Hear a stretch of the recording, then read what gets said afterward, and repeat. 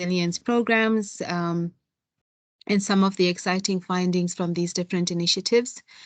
As you know, the FNSWG, ourselves, this platform, we are always looking into, looking at different thematic topics. We're looking at different themes. We are always looking at different initiatives, bringing in new angles to the common problems that our region is facing. A while back, we had a thematic session on climate that was provided by FuseNet on climate.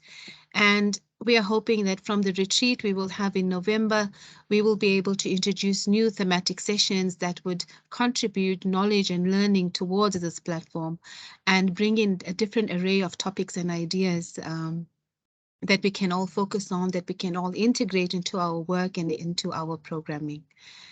So today's thematic sessions is quite exciting. The objective that we have is to provide an overview of the resilience program in the region, right? As I said, what different partners are doing, including the innovative approaches, tools, and programs that partners are using to strengthen resilience and to build livelihoods.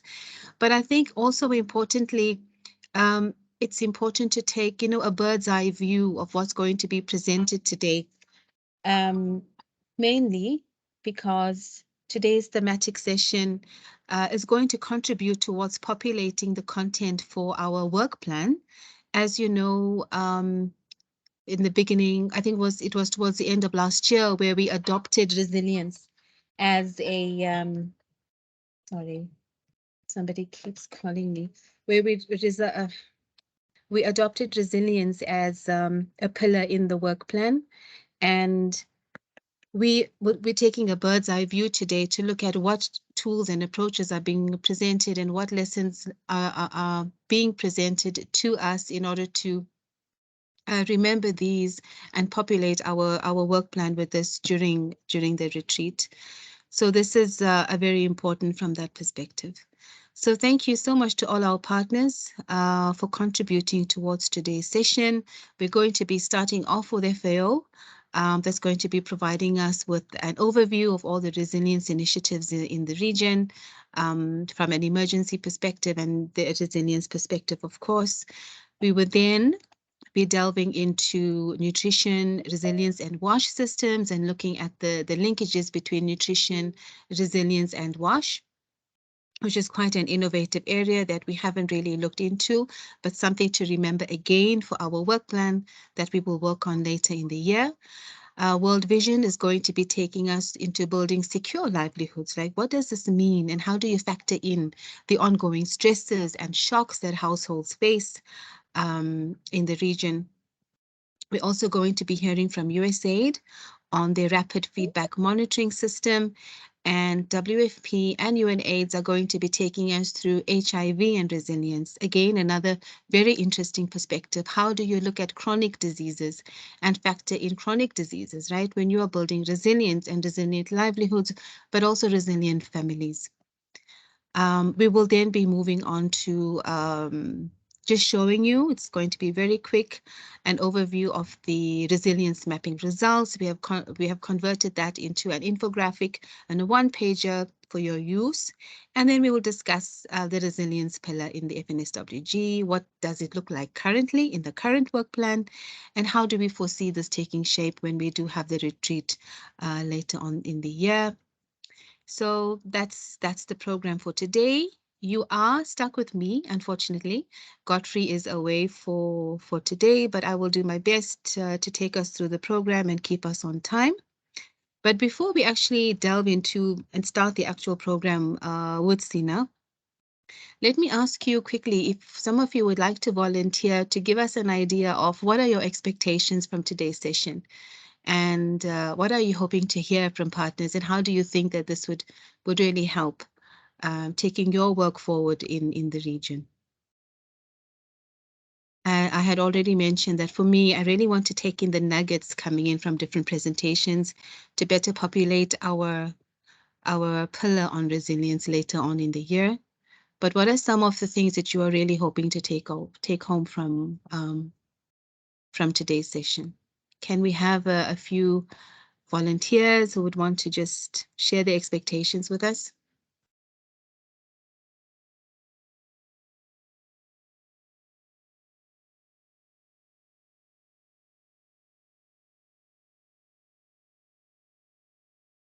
Lynn, please go ahead. I'm not putting my camera on Thank you because so it's much.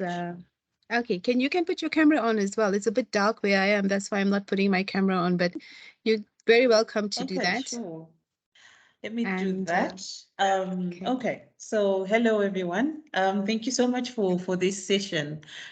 So from where I sit, I'm really looking at it, and it looks like a packed agenda. And I'm hoping that after all the presentations have come through, I can get a better understanding of Nexus programming, because it does seem like we do have an array, and resilience building is really multifaceted. So I am hoping at the end of it, I will get a better understanding of how to make the Nexus work much to the betterment of, multi-sectoral programming. Thank you. Thanks, Lynn. That's a very important point that you actually bring in, because what we're really trying to do is bridge the gap between, or build this HDP nexus, the humanitarian development peace nexus. How do we do that? With both emergency programming and long-term development programming. What works? What are some of the lessons learned that we can all draw on and use, in our work and in our future programs? I think that's quite an important point that Lynn brought in. Gary, would you like to go ahead?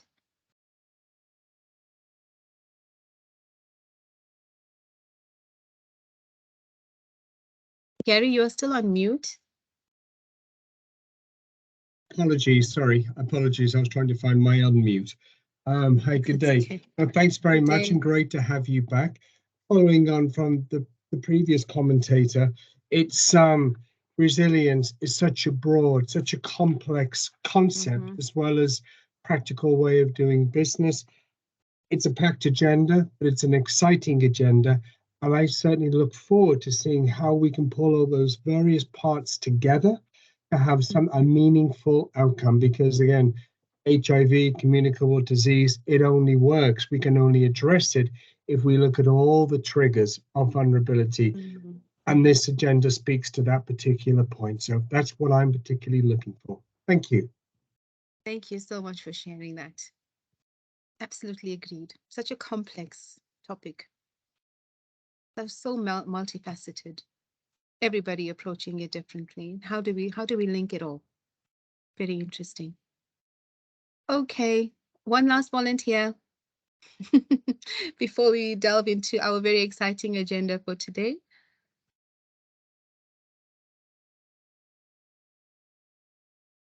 Nobody? Okay.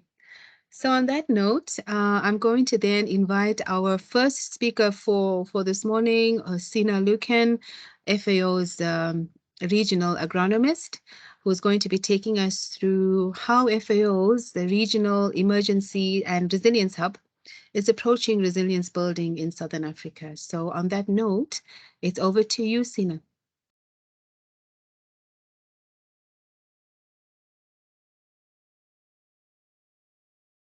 Okay, thanks, Q. And sorry, I was trying to unmute myself, but somehow I was struggling.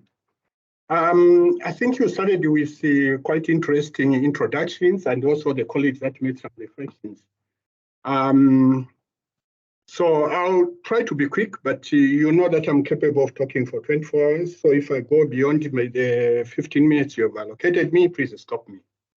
Let's move to the next slide.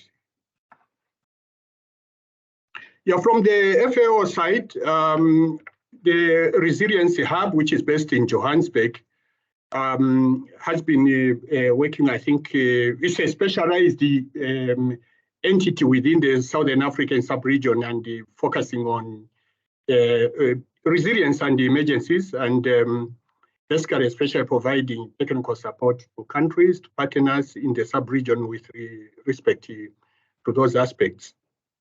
So our focus, of course, is around food security, agricultural emergencies, preparedness, risk reduction, as well as emergency response, and DRR continuum. I will not go too much into the context, because I think it's very well known that Southern Africa faces a number of a variety of natural and human-induced disasters, which are increasingly interconnected, and we have to be proactive. The numbers of food insecure people have been around for a while in this region, and I still remember around 2012, we're talking of times 15 million people. That looked to be a big number then. But now we are talking of 55.7 million people in the region. It's a cause for concern, especially that this part of Africa was considered to be one of the most stable in terms of food security.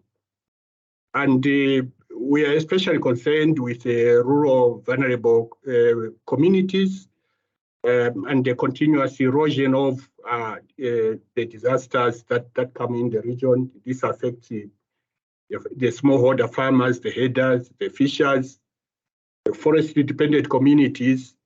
All of them are in it. Of course, even the rural, and even the urban households are of concern now. So we have to look at these natural hazards, and especially those related to climate. We have also the food chain crisis and emergencies, and now we are also getting the impact of conflict. We have a conflict in northern Mozambique there, and then we also have the impact now of the Ukraine-Russia crisis. All these things compound the situation. Let's move to the next, please.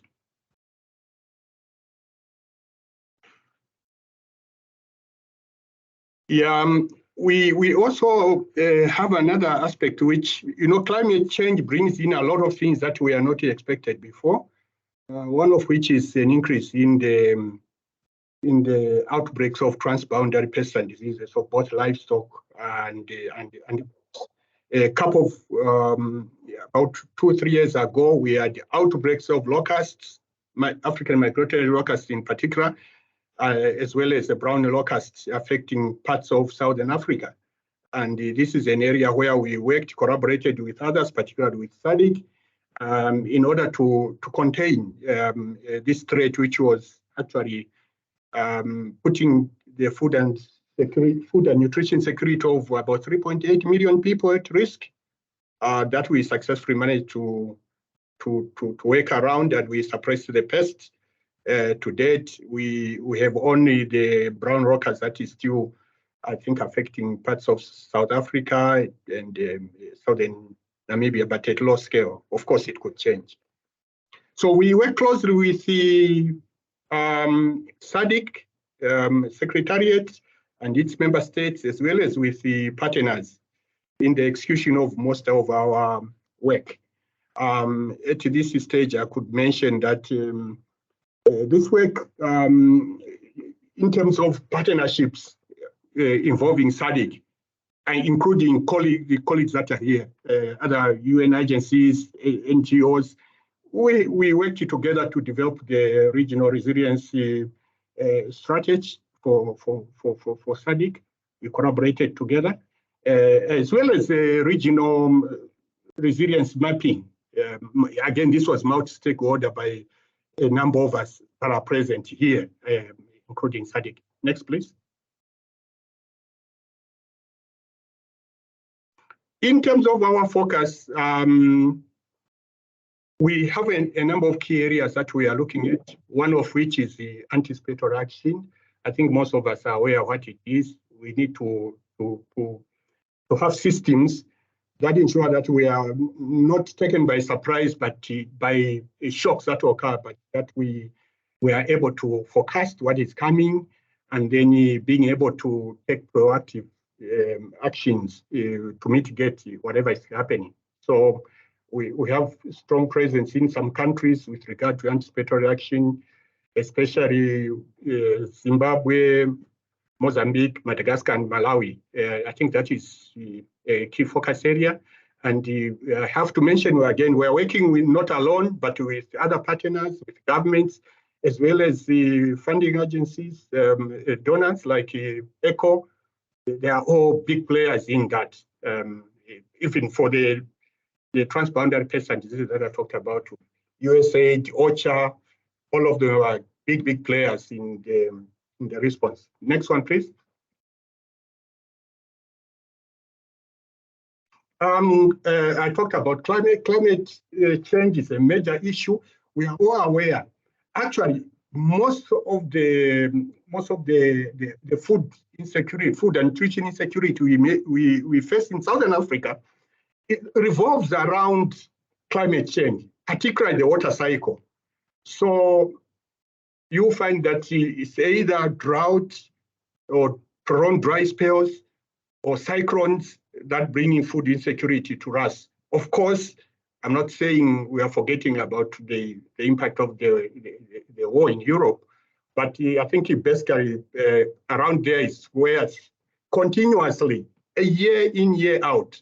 So we need to start building, I think, the capacity for us to be able to adapt to this situation and building the resilience of communities through clear entry points. I think at the beginning, Gary mentioned that the resilience is a very, very broad concept. Because of that, we need to identify entry points. And in this case, one of the entry points, for example, for us has been the scaling up of conservation agriculture to address some of these climate change effects. You note also that as we talk about climate smart agriculture and conservation agriculture in particular, it fits in well with the mitigating what we are seeing now and our concerns about access of fertilizers by smallholder farmers due to the escalated prices, due to the conflict in Ukraine and Russia, as well as the impact of COVID-19. So that we believe is a proven way, and we are scaling up that, working with the various partners, SADC, ADESA, and a number of NGOs and farm organizations. That all goes to building a resilience. Then we've got the Integrated Food Security First Classification, IPC, which all of us use so much, and the FAO has been involved in supporting countries to build capacity and also to undertake analysis. I think every year we use those figures to help us in seeing what is happening and helping in planning ahead. Next one. Then there's also disaster risk reduction. FAO has been working with other partners in the region. I think country is an initiative that involves maybe 20 partners or so globally.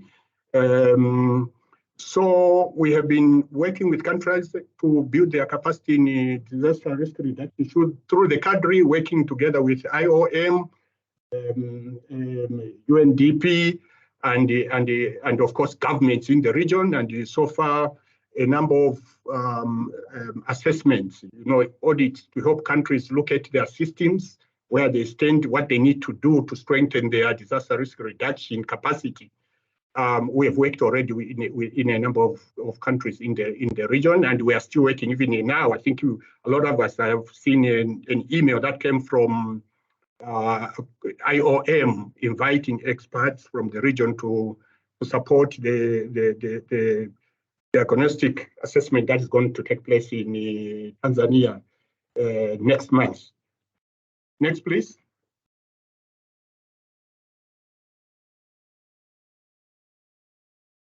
Next, please.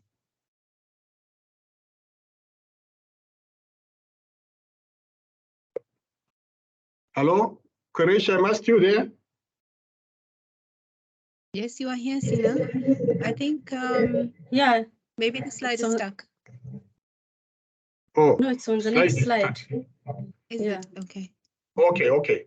Oh, yeah. Okay. Now the other one also, I think resilience means because no single entity I think can be able to bring meaningful results in terms of increasing resiliency of our targets, meaning the vulnerable farming households, and indeed all other socially vulnerable profiles in our communities. It requires a multi-sector approach, multi-partner approach, and because of this, we have to be active actively actually working together with other partners, sharing information, sharing knowledge and experiences, joint programming as much as possible. And that's what the FAO has been doing, working together with other humanitarian actors in the region and platforms, active also even in social media platforms. We are very active. Things have been changing, the role of platforms, even in country. You find maybe smallholder farmers have got platforms where they are exchanging information. We also take part there and learn from them and share with them. So, and then we've got these regional platforms like where we are sitting now, FNSWG, we've got the AXO, we've got CAWIG, and so on and so on. Very useful platforms for joint actions and planning. Yeah, I think that's one of. Let's see next if there's another one. Is it started again?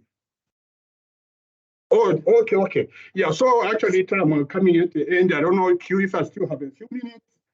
I just wanted to make my reflections here. One of which I still have a few minutes, Q. Yes, please go ahead. Yes, thank you.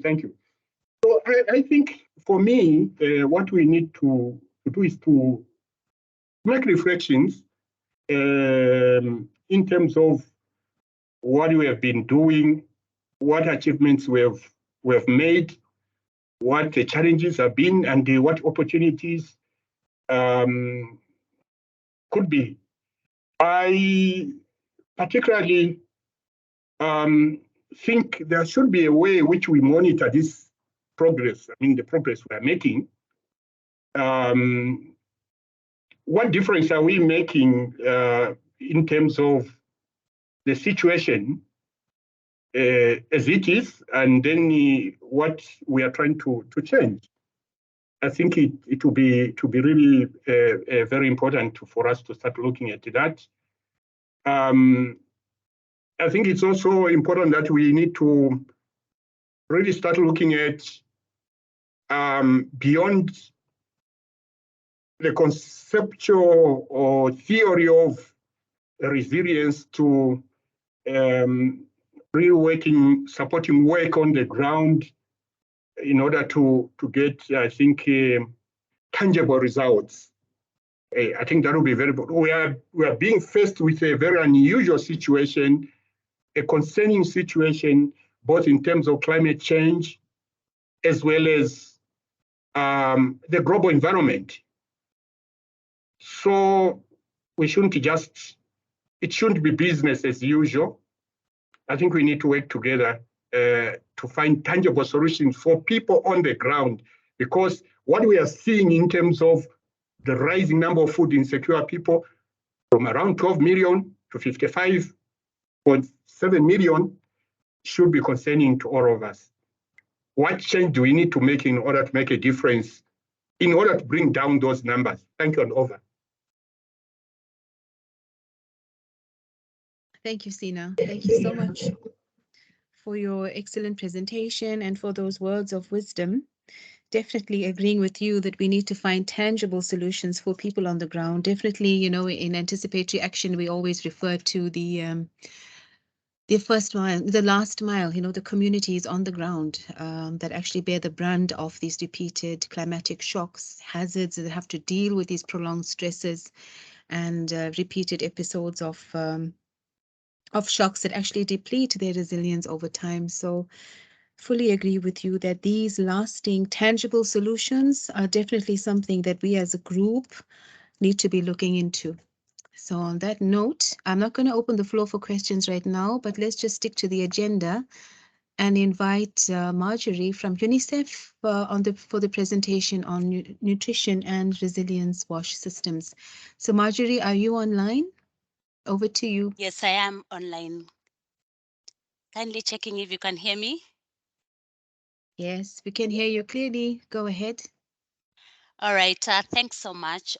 Good morning, everybody. So I'll be focusing more on nutrition and resilience because this is one of the key areas that we have been discussing in-depthly as a nutrition sector to look at how we can be able to enhance various partnerships so that we can be able to sustain our response. Next slide. So before I get into the details on the nutrition resilience, I think it's just good to understand for us, for nutrition sector, when we are looking at in terms of nutrition resilience, what are the potential risks that you are looking at? I think Sina had already highlighted on some of the potential risks, especially the climate risk. For nutrition, noting that we cut across the various risks and the implications of the various risks on the individual as well as on the household resilience. It's actually much more broader. So of course, we are looking at both in terms of the climate risks as well as the health risks. And of course, one of the key elements that we have been looking at in terms of the impact of some of the climate risks on nutrition, we are looking at in terms of availability and access to affordable and healthy diets. We are looking at in terms of the risks of potential increase in the diet-related diseases. We note that especially when we are having both the drought as well as when we have floods, the increase in the waterborne diseases is on the rise, which includes the risks in cholera. We are seeing the AWD as well as increasing. Basically, also, this is in terms of the whole production. We have seen also in terms of the quality of foods declining across, and this has an implication on both the nutrient intakes, but also in terms of the bioavailability of some of the foods that the households or the individuals are able to access. And then, of course, in terms of the whole food prices increase and the impact on that on the individual to be able to afford, but also to be able to select the combination of diets that will be of benefit to him or to her. Now, for the health side, I think one of the key things we've been looking at is the whole interaction between the health as well, the health risk as well as in terms of malnutrition.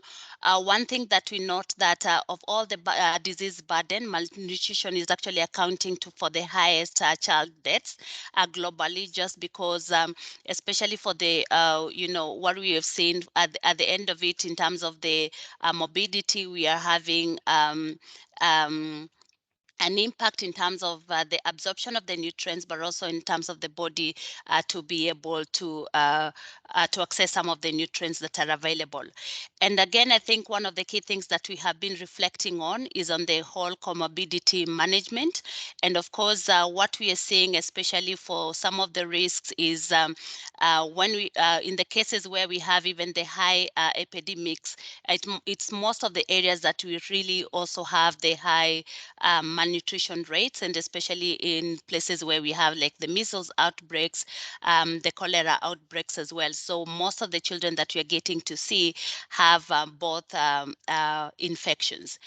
And so essentially, when we are looking at it, one thing that for the whole elements of for us in terms of the response is to reduce the risk, to mitigate the risk, but also in terms of managing the risk and ensuring that both at the individual level as well as at the community level, they have actually the capacity to be able to sustain and be able to sustain themselves, but also to be able to address some of the potential risks. Next slide. Now, looking at the where are we at in terms of the access to nutritious diets? I think we have looked at yes, with the climate risks, we are having a lot of in terms of the impact on the access to foods, and this is just access to the right quantity of foods and the right quality of foods. Based on just this year's analysis, we are seeing that we have a varied levels of access to foods. And of course, we have several indicators that we get to monitor as the nutrition sector. So we are looking at in terms of the timely introduction of foods. So this is for the children aged 6 to 8 months. And currently within our region, and this is the Greater Eastern and Southern African region, we are at 72%. So we'll 73%. We'll say we are performing well, but still a little bit lower.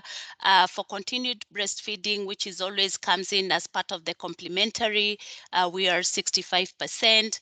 But then what is very much necessary for us, and especially when you're looking at resilience, is much more in terms of the consumption of adequate diets and the frequency of that consumption, and in terms of the diversity of the diets. Now you can see in terms of the minimum dietary diversity across all boards, we are really not performing well, with around 29% of the countries that are able to meet the minimum dietary diversity. So, so already in terms of the indicators, we are very low. And in terms of the consumption of egg, fish, and meat consumption, again, 50% of less than 50% of the population are able to access that. The meal frequency is actually diversified, with some of the countries reporting as low as 20%. Yet in terms of the average, we are at 52%. So again, in terms of the indicators, this is actually what is pushing us to look at what more can we be doing at institutional level or at the community level, so that we ensure that there is the adequate access to the right foods, and to be able to ensure that they are receiving them at the right time. Next slide. So when you look at in terms of the framework for disaster response, so basically for nutrition, the key thing when you look, so we have our elements of programming broken down into three main areas. So at the impact level, when there is not so much in terms of the high risk of morbidity, of course, that is when we are looking at in terms of the prevention and resilience programming. And then, of course, when we have high impact at the population level, then you are looking at in terms of both the preparedness, but also in terms of the response. At the end, at the tail end, when of course the risk to mortality is very high, and of course when the emergency is very much broad-based, that is when we are looking at in terms of the emergency response. But I was bringing this framework so that you look at for resilience programming, basically for nutrition perspective, we are looking at mitigating the impact of disaster on nutrition situation, whether before they happen or when they are happening, or even at the end when the communities are actually getting into the recovery stage. Next. Now, for when we are defining resilience, and I'll say, there are various ways in which nutrition resilience is being described. And again, I think as of now, we are still consolidating some of the evidence to make sure that, we are really comprehensive enough when we are talking about nutrition resilience agenda. But the various studies and the country level deep dives that have been made for nutrition, we are classifying nutrition. We look at nutrition resilience at three perspectives. So first is in terms of the whole individual resilience, where of course we want to make sure that at individual level they're able to access the required diets. And then of course in terms of at the community level, of course we are looking at ensuring that the communities and the different entities have access to the nutrition diet, but also they can be able to anticipate, manage, and overcome some of the shocks that are at the community level.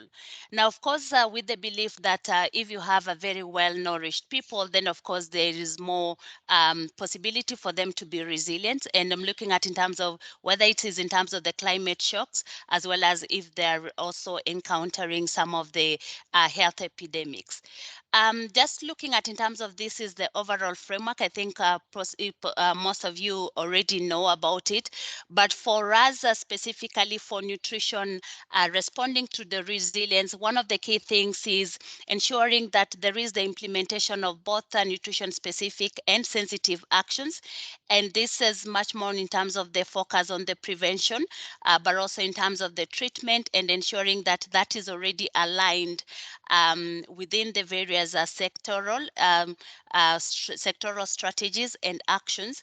And the key thing that we have been advocating as part of the preparedness and response is ensuring ultimate approach to risk-informed programming, where of course the various programmings can be able to identify the multiple risks. They look at in terms of the implication of those risks on the programming and in terms of the impact of those risks on the overall nutrition situation, including the situation of our children. Next. Now, we have been discussing in terms of, the best way of approaching, and there has been a wide acceptable way on terms of ensuring that there is a system-wide approach to addressing nutrition actions. And this encompasses both as part of in terms of resilience programming, but also ensuring that the actions are whether it is in an emergency situation or in a development context, then of course we have to look at in terms of the various systems that are aligned to nutrition. Now, looking at the whole system-wide approach to malnutrition or to addressing the nutrition issues, we have various sectors that we have identified as core to us. And specifically, the food systems becomes very core when you're looking at in terms of resilience programming, with a defined number of actions that have been identified, including in terms of advocacy for provision of adequate foods, advocacy for the for the production of the foods, but also in terms of advocacy for ensuring that the market is able to be accessed, and even market can be able to provide the required nutrient-dense commodities that you're looking at. And of course, in terms of the health systems, it becomes very core, noting that, of course, when it comes to comorbidity management, when you look at in terms of even for the treatment of illnesses or acute malnutrition, then that has to be done within the health system. But also from the resilient perspective, one of the elements is to look at if the system is actually able to expand and be able to to expand and address any shocks, and especially when you're looking at in terms of the increase in the cases. At the same time, also, one of the key things that we look at in terms of the health system is the ability for them to provide the reliable information through counseling, what we also usually call the nutrition education, but also ensuring that that is also our avenue for the reach at the community level because of the whole health facility and community continuum of care. One of the systems also that we are working with is the social protection system, where we are looking at in terms of ensuring that the social protection programming are actually nutrition sensitive, and they're able to ensure that some of the social transfers are, whether it's cash transfers or food food support, then of course they are also geared towards addressing the nutrients needs for both the population, but also at the individual level.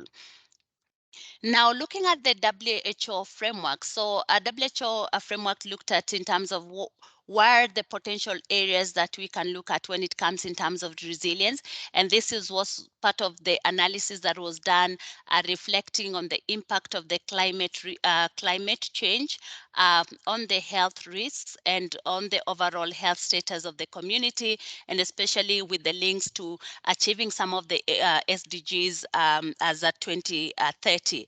And within this framework that they have provided, you can look at in terms of from the health health perspective, more in terms of the alignment towards the WHO building blocks. So both in terms of at institutional level, when you're looking at in terms of financing policies, but also in terms of the community level, and also in terms of ensuring the systems for the delivery of the mechanisms are very well addressed. So of course, this is just to highlight for nutrition, one of the key things when it comes to, especially for the health systems approach, we have been looking at ensuring that, of course, the systems can be able to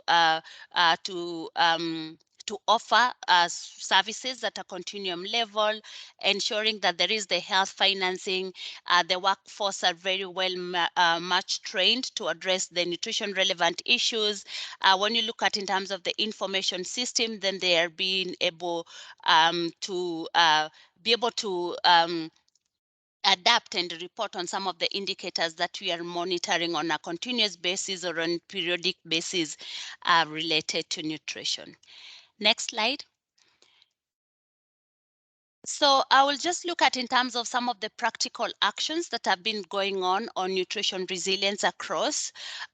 This can be divided in just basically in the 3 actions, and this is cutting across the various country levels. So the first one, I think I've already highlighted in details, the focus more in terms of the system strengthening, where of course we are going beyond just the health system, but we're looking at the other systems. And as part of this, with the system strengthening, of course, the core elements that have been reflected across the various countries is enhancing coordination, integration of services as well, ensuring that there is a systematic supply chain integration, but also in terms of supplies availability, support to capacity, both capacity within the system, but also across the various sectors to be able to support actions related to nutrition. And then we are looking at in terms of the monitoring and evaluation systems where data is available, but also data is can be able to predict some of the changes within the nutrition programming elements. At the individual level, of course, so much has been focused on this social behavior change and communication. And again, we have a lot of actions that are going on at the community level to support communities to understand their issues, to be able even to predict some of the issues, to learn from the experiences that that are currently ongoing when it comes to nutrition programming, especially in resilience, but also as part of it to be able to demand for services when they need them, but also even as part of their own ongoing education and understanding in terms of the various services that are being provided.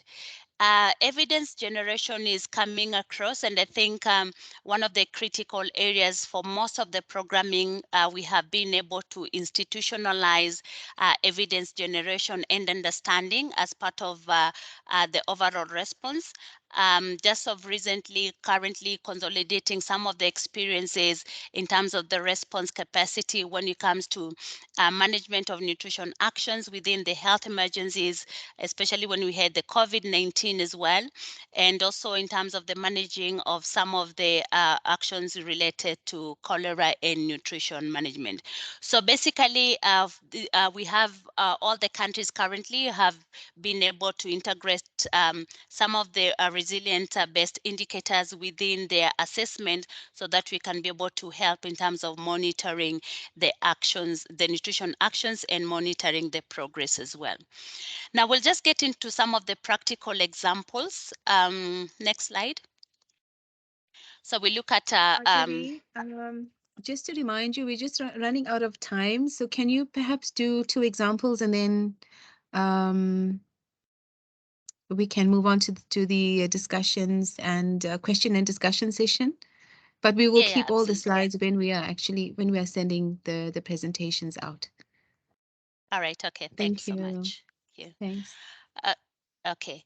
So Within the UNICEF framework, so we have an ambitious target of ensuring that some of the SDGs that we are aligned to are actually very much active, and as part of it, one of the key focus for us is into integrating the climate actions across the various programming, but then ensuring that the risk development is part of the continuous analysis, situation analysis, and as well as part of the programming. So this I will not go into the details, but just to focus in terms of within our current strategic plan, which is up to 2025, there is much more in terms of emphasis on humanitarian development nexus, but also ensuring as part of that resilience is very much evidence and visible across the various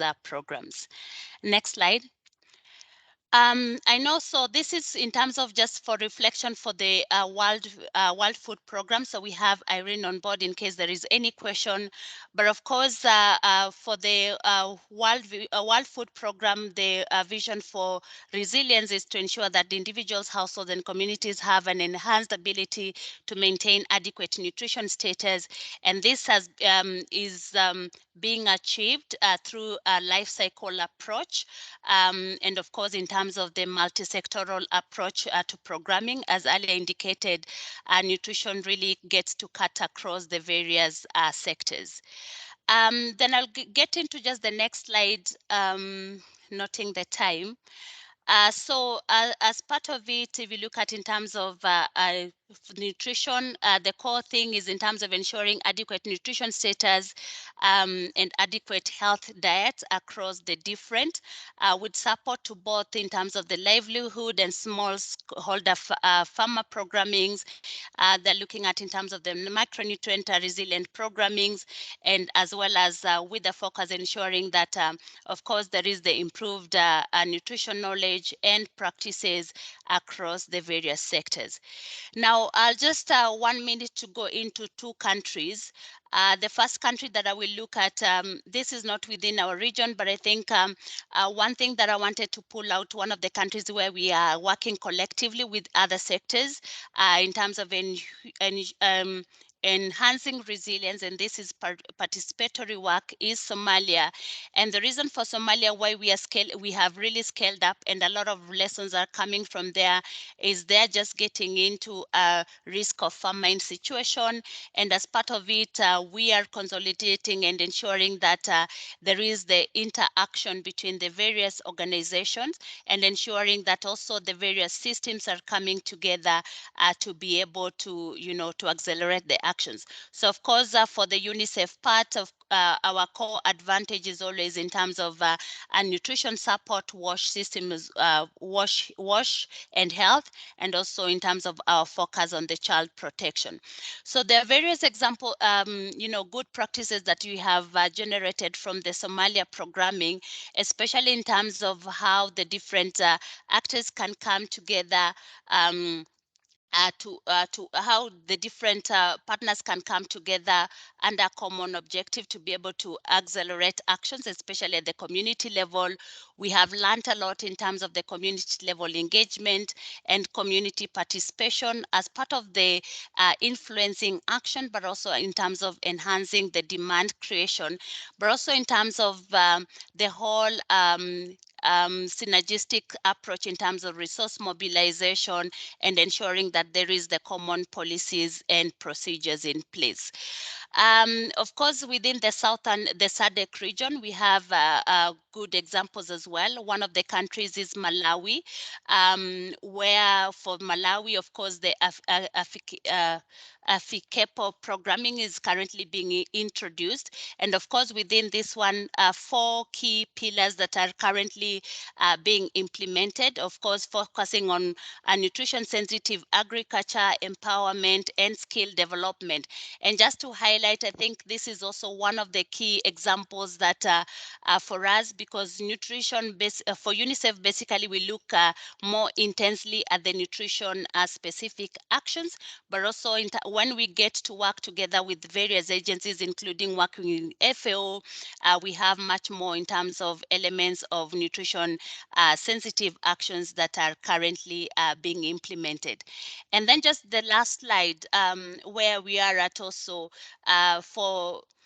so I'll skip this one. So the last one, just looking at one of the other programmings, is in Zimbabwe. Again, Zimbabwe, one of the key elements have been in terms of ensuring that our food systems and our programming is responding to the needs So this is actually being done through the multi-sectoral community-based programming, where we have seen a lot of in terms of coordination, policy change, ensuring that the communities get to understand the drivers, and specifically the drivers of stunting, but also that the communities as well as the institutions are very much well empowered to be able to address the needs, to identify the needs, but then to be able to address the needs. So we have actually some documentation on the nutrition resilience programming that is cutting across, and we can be able to share that in details. Thanks, and over to you, Q. Thank you so much, Marjorie. It's quite a lot of information to take in, but also the examples that you have shared are very encouraging. So thank you so much for sharing these with us. I do have a question, but let me not be selfish. Let me open up the floor for questions, and then I'll come in after that. Thank you so much. It was thank you to Sina and to Marjorie for those excellent presentations. Colleagues, the floor is open for you, so you can either put them in the chat, or this is your opportunity to actually ask the questions directly to the presenters. I'm just looking at the chat. Yes, Antonio, it's nice to see you here. We will definitely share the presentation with you afterwards. And I see Gracie has a question. Only 12% of children aged between 6 and 23 months in Angola consume a minimal acceptable diet. So is this more of a comment, Gracie? Would you want to come in and share on this comment?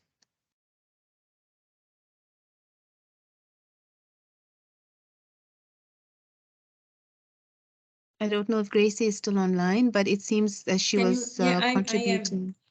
Okay, please go ahead. Yes, no, this is just a comment on the data that we have from Angola, the last national results from the health survey. Is only 12% of children aged between 6 and 23 months consume a minimum acceptable diet. It's just a comment about Angola. Thank you very much. Over to you. Thank you. Gracie, before you go, just to confirm, so this data is from a national survey that was conducted in Angola? Yes. This is the last national survey that was conducted in Angola. Is from 2016. And the next national survey is, I think, will be in next year, 2023. And the results will be released in 2024. But that is the last national data that we are working with. Thank you. Over to you. Thank you so much for that. It's actually quite alarming, no, to see that only 12% of children between 6 and 23 months actually consume a minimal acceptable diet. And we all know the importance of nutrition in these very formative years of child development. Very alarming statistics. Thank you for sharing that. Colleagues, please feel free to jump in.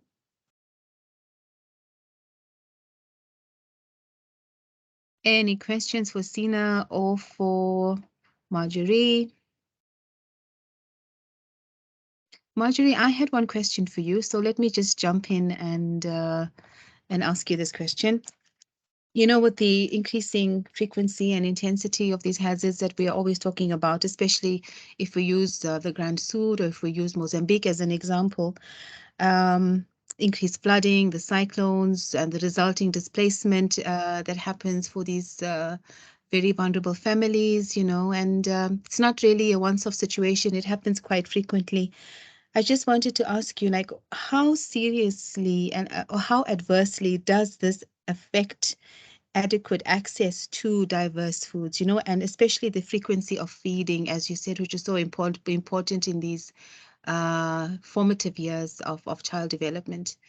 Do you have any studies or any data that actually proves how this repeated interruption actually affects children and nutrition resilience at the end of the day? All right, thanks so much, Q.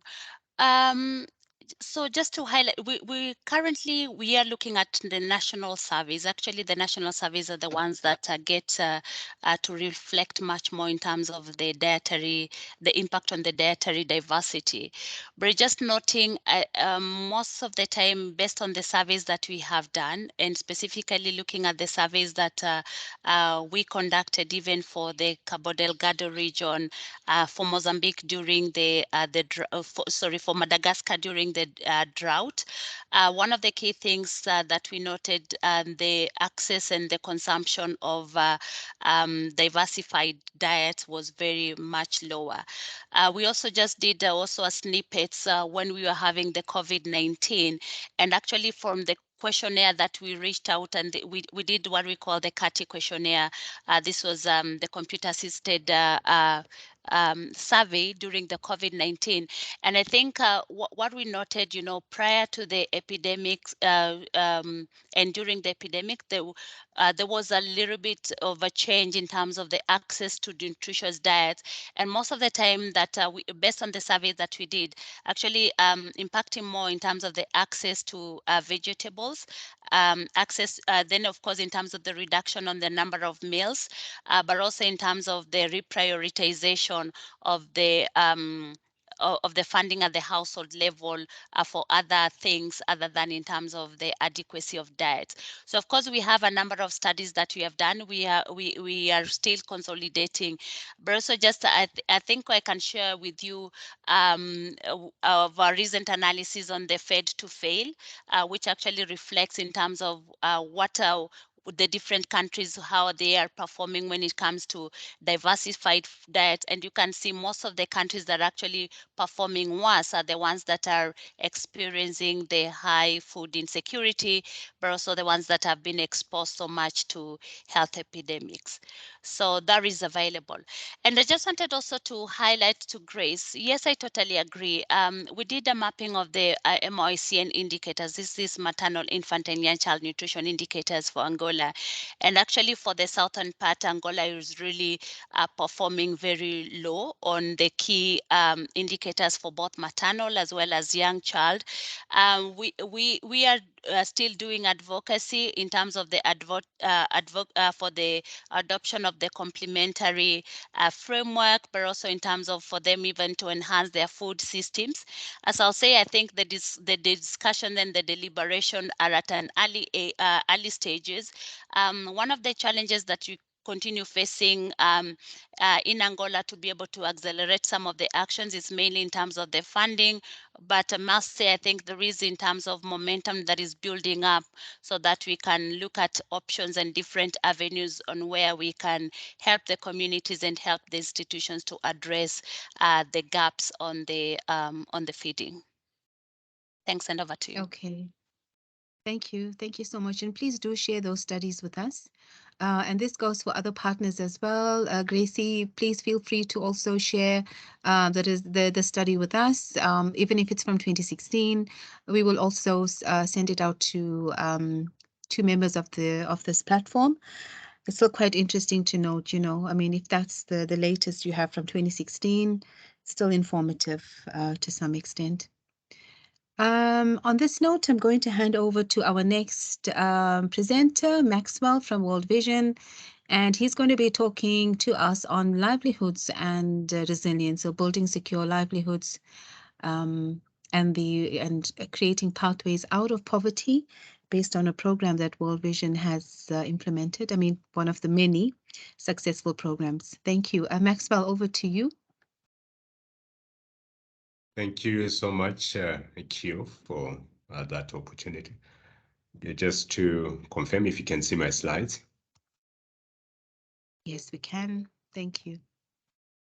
Okay, thank you so much. I have a broad overview of our approach in building secure livelihoods. And I have some example from Malawi and a short video clip from our program in Zimbabwe. I hope I can be able to fit that in within the next 20 minutes.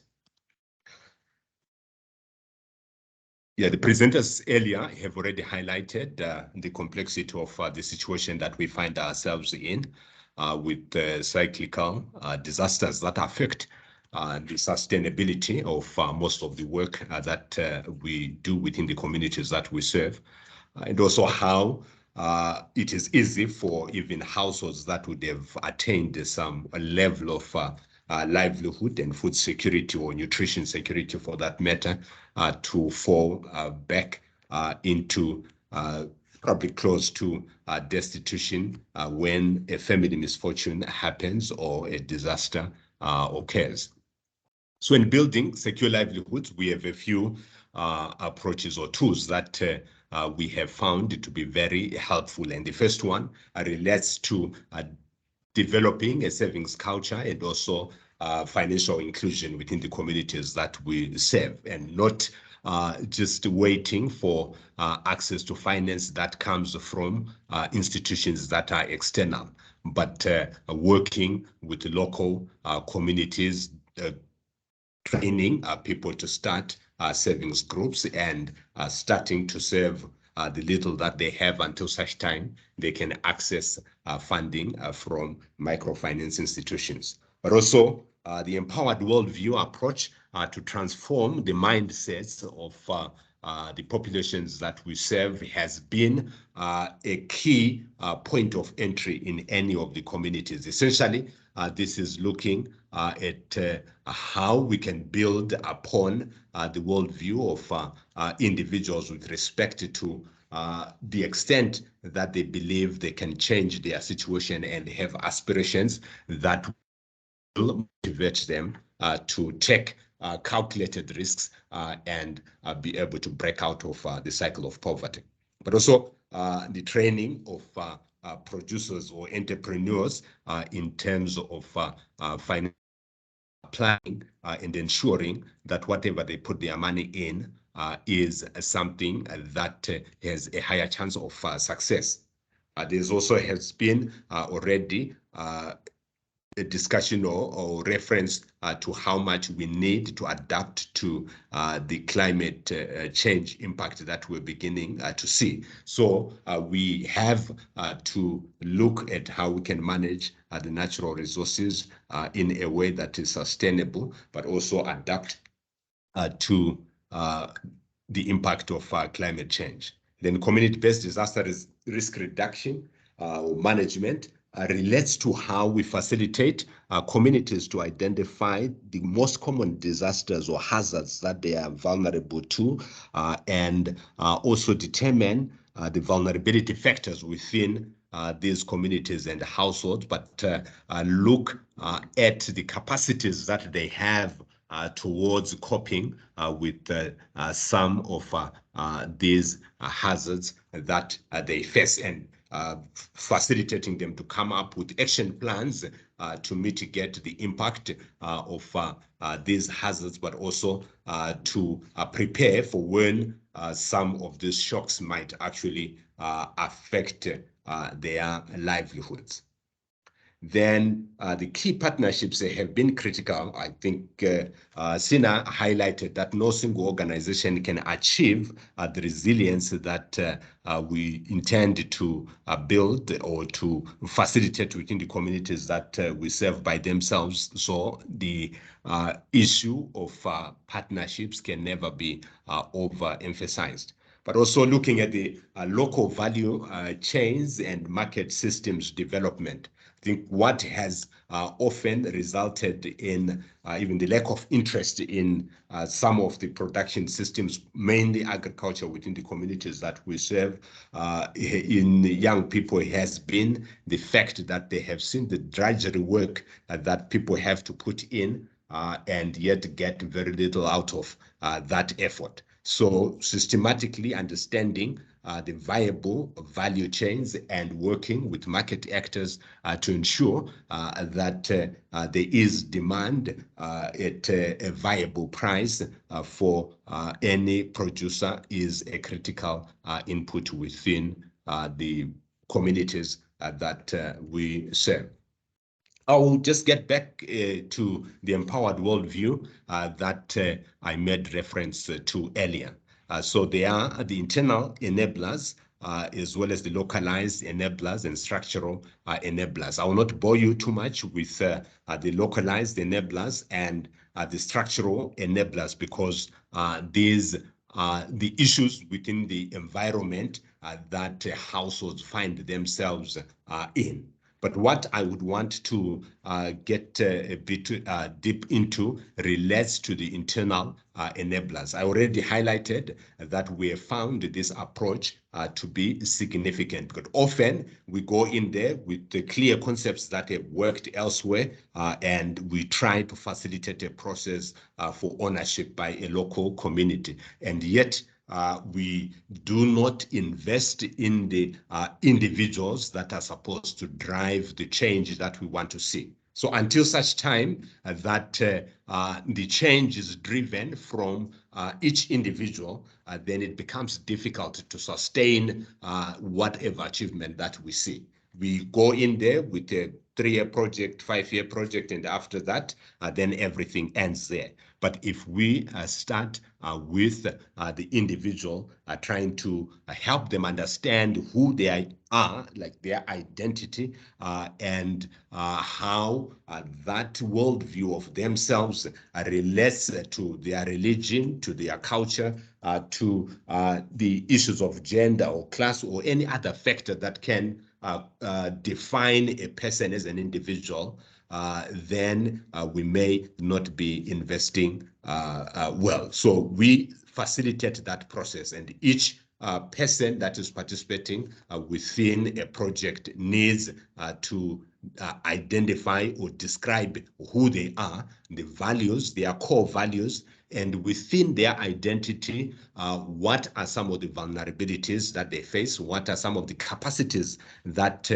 exist? And also how that then generates hope and faith for them to see themselves getting out of the level of vulnerability where they are in.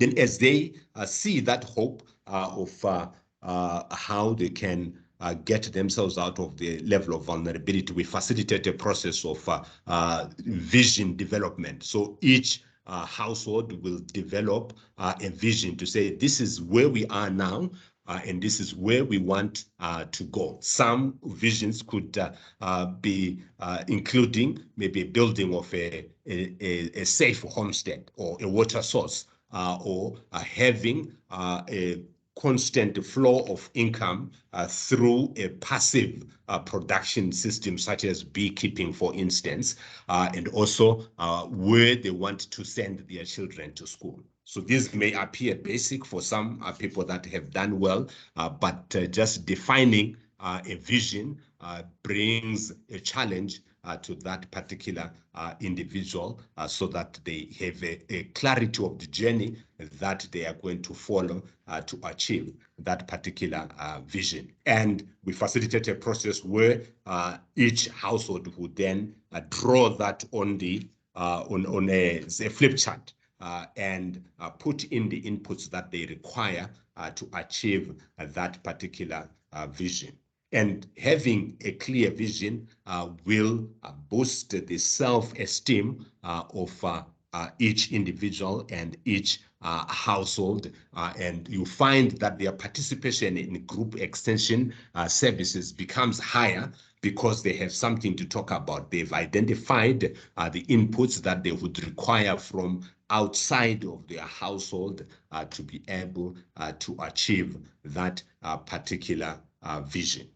And we have run through these in a few countries within the region. And this particular example is the Transforming Household Resilience in Vulnerable Environment what we call Thrive program, which was implemented in Malawi within the region as well as in Zambia. So essentially, this was working with communities to identify key value chains that were considered viable and with a clear demand as well as decent prices. But to achieve any meaningful marketing, we needed to mobilize these populations into what we called commercial villages.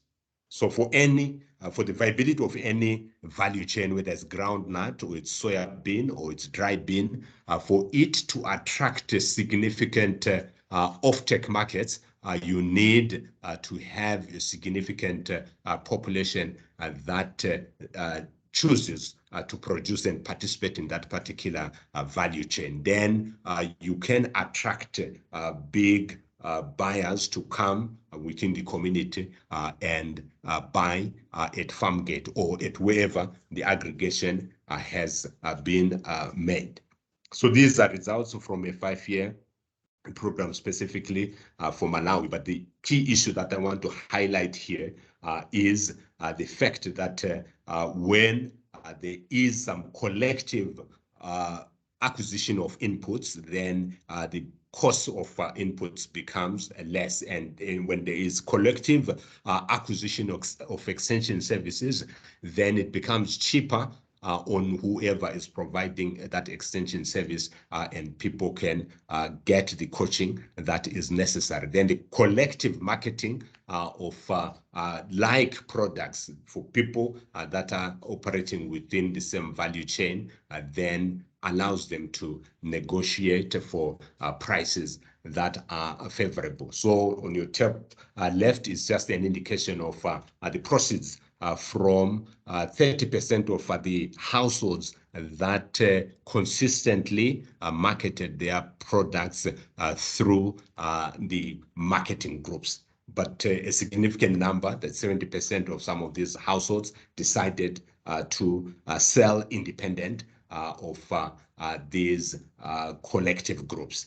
Obviously, it is based on a desire to take advantage of any opportunistic price rises, but for sustainability and for maintaining relationships, we have found that encouraging households to agree on a price, to agree on the volume that will be sold, and also agree on the timelines for delivery or for collection is actually much more useful. So it's still a significant way to go to get everyone to commit to producing together, but the numbers show that there is significant potential in this. But also noting the bottom row in terms of other supporting functions, including input companies, research and extension partners, as well as suppliers of equipment and tools. So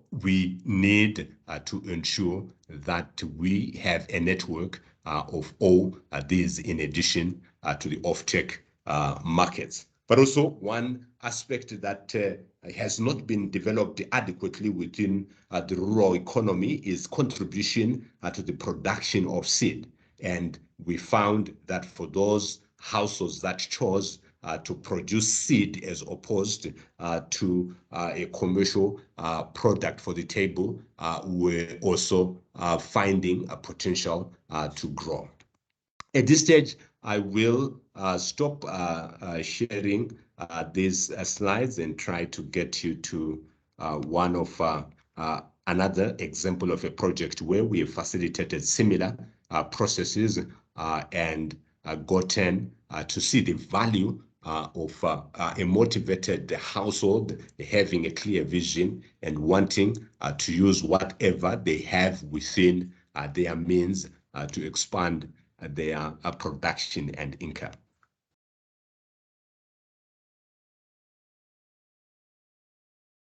Please confirm you can see and hear still. Axel, we can see, but I can't hear. I can't hear the video, but I can hear your voice. Yeah. Okay, I'll stop sharing and then I will re-share this. One moment, sorry.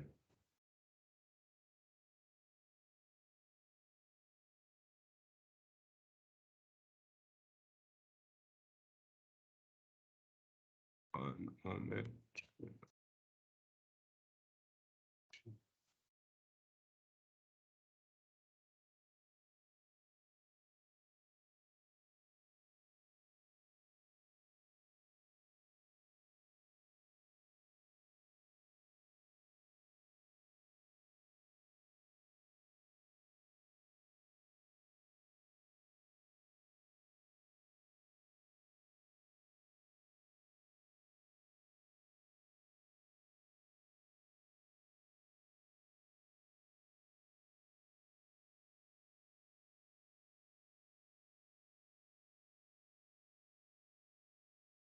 Maxwell, there is still no sound. Yeah, because it's actually the sound isn't shown up, but you can look at the tracks. Ah, the tracks, okay. Yeah. Yeah.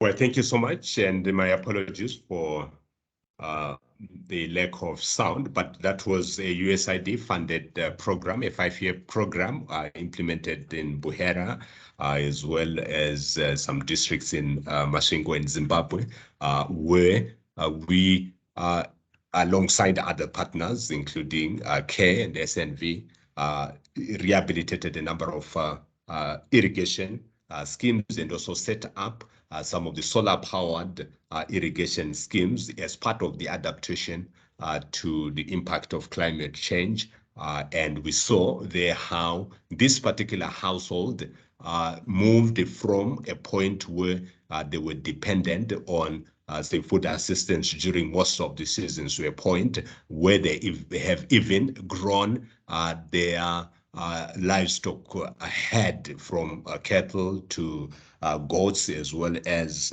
rabbits.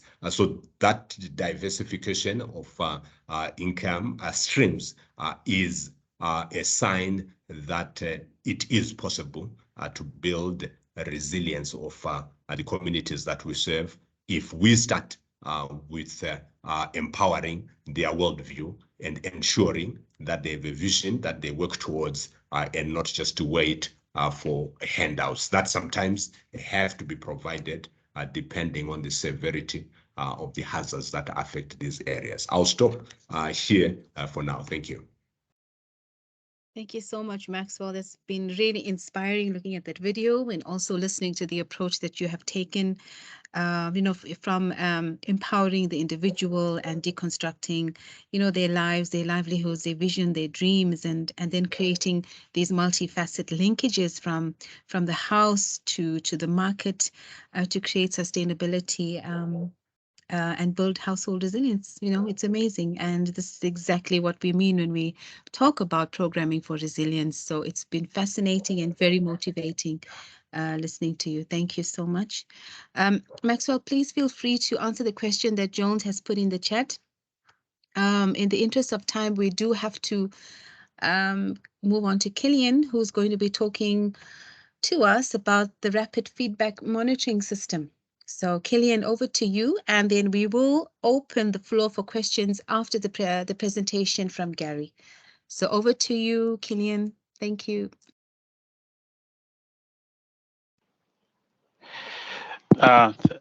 Thank you, Q. Good morning, everyone.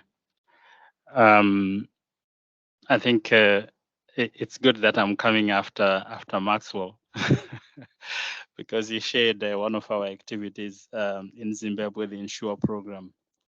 And one of the questions that I was going to ask Maxwell is whether when he saw the evaluation report for Ensure, a performance evaluation report, he was happy with with the results, given that there was no counterfactual, and it is difficult to tell whether some of the households that were not supported by the program, how much did they perform, and the difference in their performance with households that were supported, which is the subject of the presentation that I'm going to make in terms of how do we set up a system that we can use to analyze to get a much deeper understanding of what's happening with our interventions, as well as all these conceptual frameworks that we present focusing on resilience. But when it comes to really really focusing on what has changed, it becomes very difficult for us to go beyond program anecdotes, where you can, just maybe pick a household just as an example.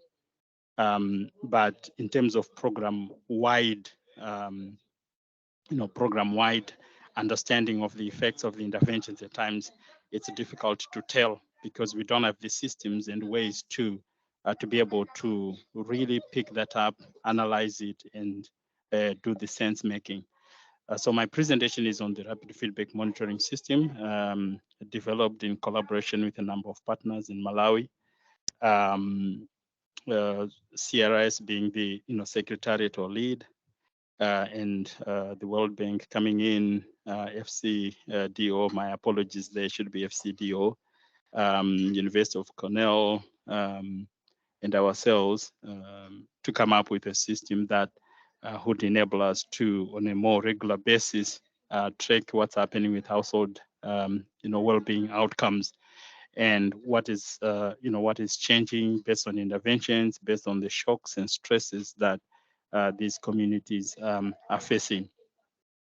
So the reason why we thought it's important to develop this system is the frustration with most of the M&E tools that we have, that tend to focus more on accountability as opposed to learning and adaptation.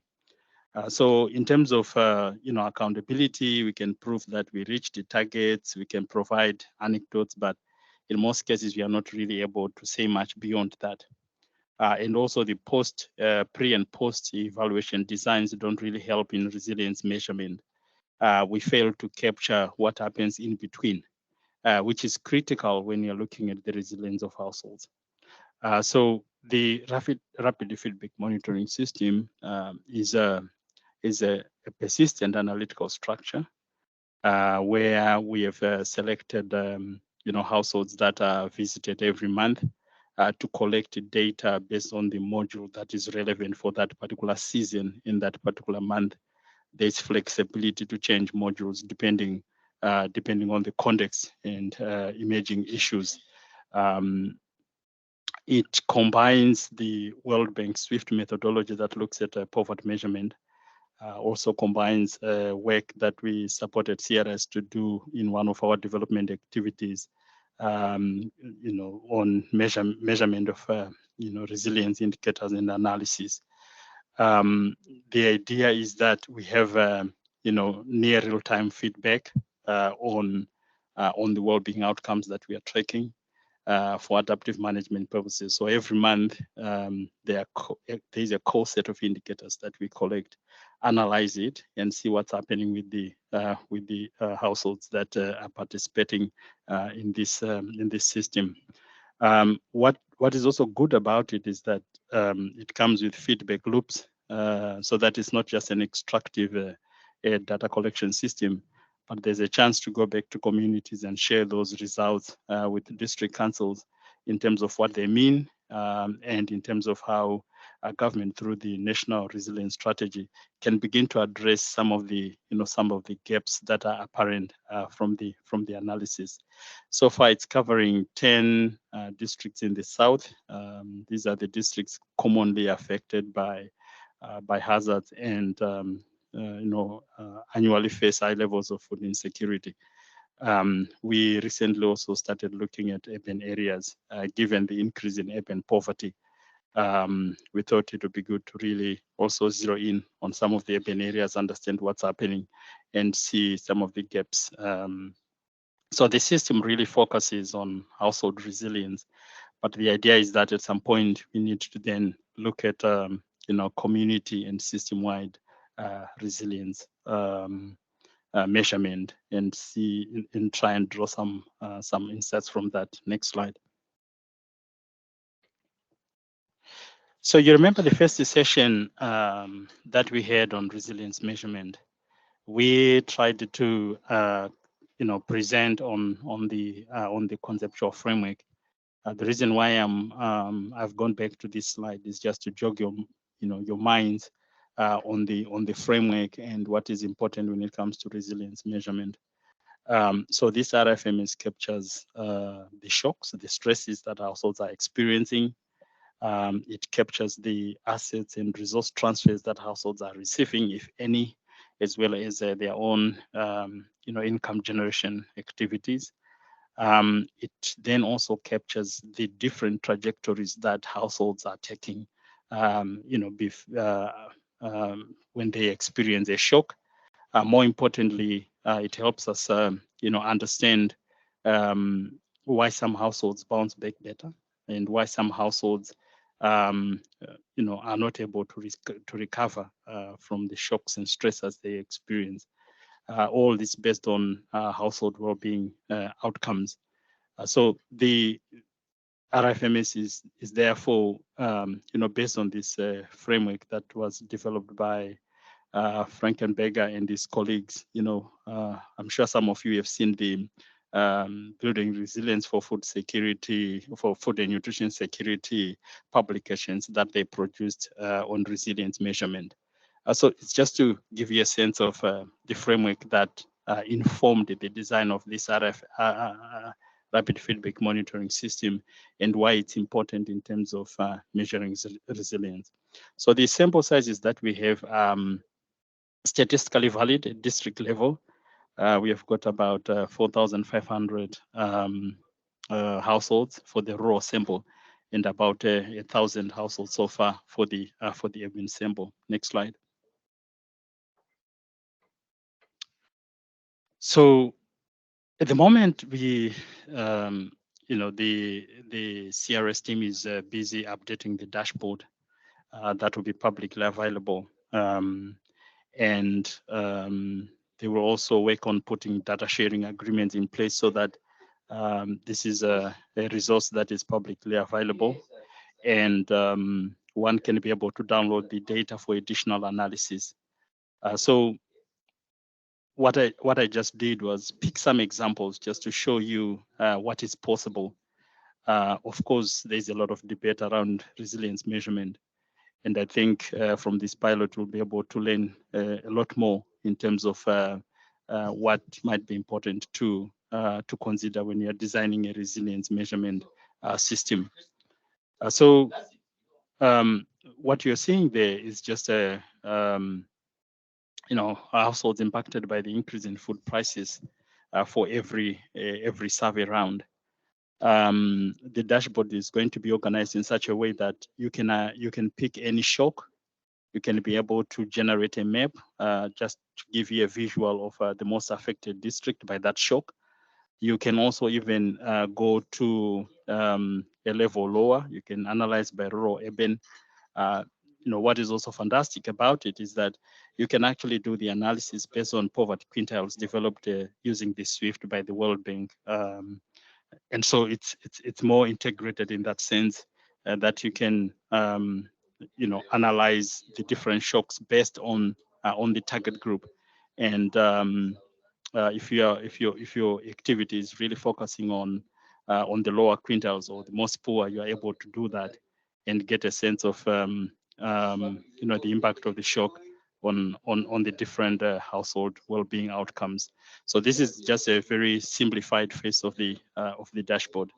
You can also look at recovery, how households are recovering from a shock, which households are recovering, what are their characteristics, what interventions are they receiving. And one good thing about this is that it has a persistent counterfactual in that there are some households that are not receiving any interventions. So you can actually be able to compare households that are receiving interventions and households that are not receiving interventions and try and see whether there are any differences. Especially important in that we are always worried about the issues of intervention depth and whether the depth of the interventions that we are providing are able to adequately address the challenges that households are facing. So inbuilt in this is that consistent counterfactual that enables you to actually make comparisons between households that are receiving interventions and households that are not. And even in the group of households that are receiving interventions, you are still able to further disaggregate them based on the types of interventions that they are receiving. This is just another example looking at your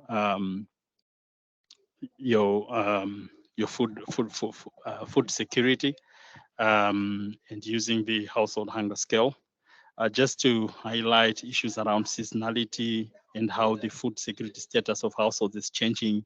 You can also get deeper and look at how this changes based on poverty quintiles, how this changes based on rural, urban, how this changes by district, how this changes by month, as well as the time series analysis of the changes in household food security. Next slide. Again, another analysis that's just focusing on seasonality. But what I just want to emphasize from here is that there's a predictive capacity that is inbuilt in the system, in that based on our historical trends, we can really predict when households are likely to be in desperate need of support, model it around what we know already. You see that April, May, June, just after harvest, household, the percentage of households with acceptable food consumption scores is high. Then it starts worsening, from August onwards, and gets worse in the period December, January, and February, right? So we know that already. And if you look at the time series versus the triangles with those confidence intervals, it already shows us that households are worse off this year compared to the historical trend, and we can begin to model and predict what's likely to happen in the lean season based on current trends and time series analysis. So if you are designing an intervention, this then becomes critical information to know when to intervene and the level at which you should intervene, specifically speaking to intervention depth. Next slide. This is just to demonstrate a different analysis looking at poverty quintiles and engagement in peace work, commonly called GANU in Malawi, how that changes and whether there are big differences across poverty quintiles in terms of engagement in GANU. The black line that you see there is for the richest group. What you see there is that for the other 4 quintiles, there isn't much difference, right? And you are also, you also begin to think of what could be done in the period, maybe February to July, to increase opportunities for earning income. Because if you're looking at opportunities for earning income through piecework or GANU, they are most limited between February and July. So if you have got any intervention that you are more concerned about, maybe the time poverty for women, maybe that might be the right time to target an intervention that fully then utilizes the available time for women. It's information that then begin to help us think through some of the interventions, not just in terms of what is required to be done, but when can it be done, and which target groups should be targeted. Next slide. So this is just another example of the kinds of analysis that you can begin to do, particularly looking at the probability of the different factors that impact on household resilience and how that changes. For instance, if you look at the those located in the floodplain, they are more resilient to drought, but less resilient to illness. That the more you are on the left of 0, the more resilient you are on that particular factor. The more on the right, the less resilient you are. So this then becomes important in how we structure and design interventions, taking into account the factors that we already know have got a bearing. I think what we are always concerned why people don't move out of floodplains, despite the fact that we know they'll be affected year in, year out. One of those reasons is that they know access to floodplains really increases their resilience to drought, and so they will try and hold on to floodplains as a productive asset. Next slide, please. So the purpose of this presentation was not to really go down into the details of the results, but just to demonstrate the capacity of this pilot in terms of answering some of the questions that we have on resilience measurement at household level, and an understanding of some of the factors and drivers of that resilience, and how we then take that into account when designing interventions or programs.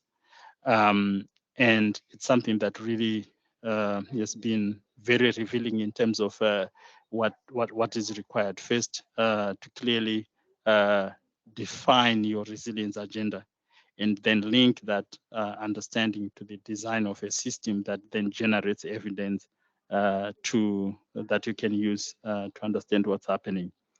I think one of the important aspects of this is that we are able to get information in time for adaptive management. when you're looking at pre and post resilience measurement activities, by the time you know that an intervention is not really helping, probably the program has come to an end and it's probably too late. So this month-on-month measurement and tracking of well-being outcomes really helps in terms of adaptive management. You are able to see what's working, what's not working, and more importantly, for households that are really thriving, why are those households thriving, and what can be done to tweak activities or programs to ensure that households that are being supported thrive. One of the components to the RFMS is the research and analysis that is being done and supported by universities through PhD and MSc students that are really looking at some of the questions that we have concerning household resilience. Questions like which intervention combinations work best to build resilience, and zeroing in on such questions to generate more learning that can be useful for adaptive management. So it's important to have universities and research centers as part of the system to just increase your capacity for analysis and sense making of the results that are coming out.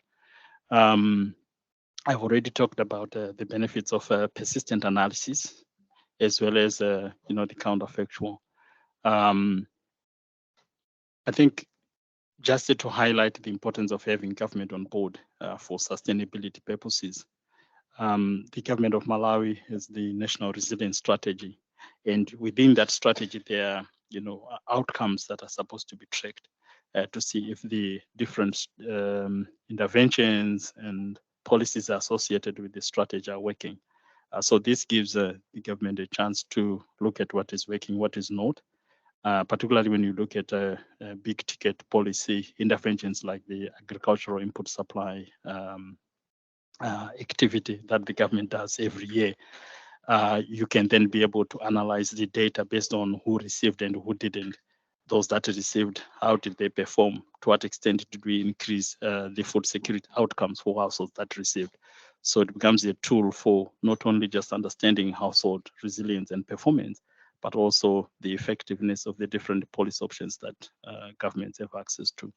And lastly, I think the RFMS is designed in such a way that an activity can buy into the RFMS to increase the sample size in the district in which they are operational, so that they are able to track their well-being outcomes of their target group, and use the RFMS as a counterfactual for comparisons with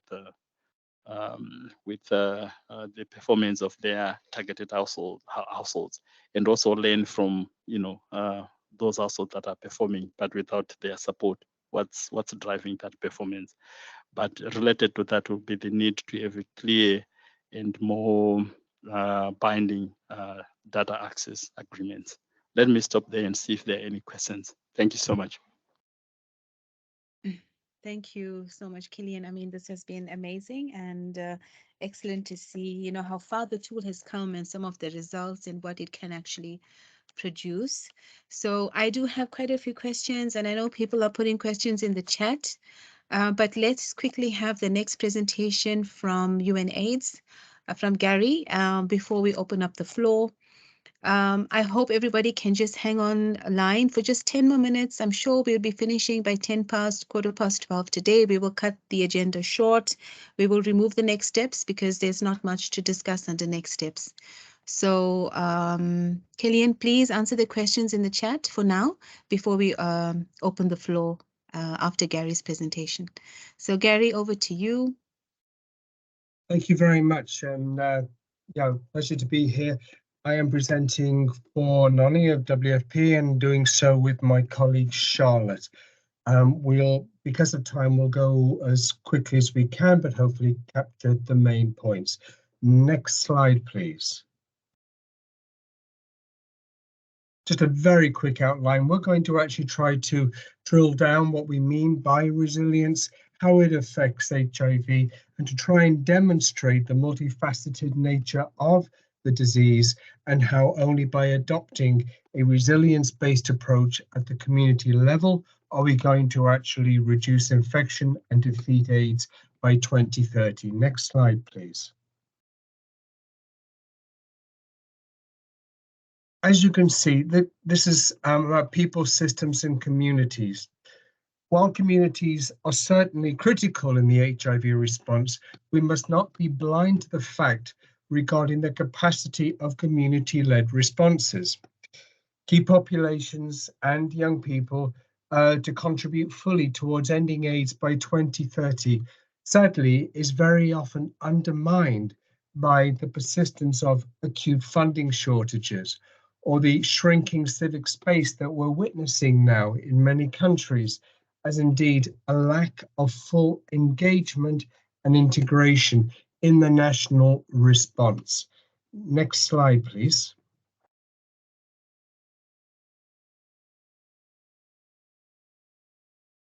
The resilience and experience we need to talk a little bit more about.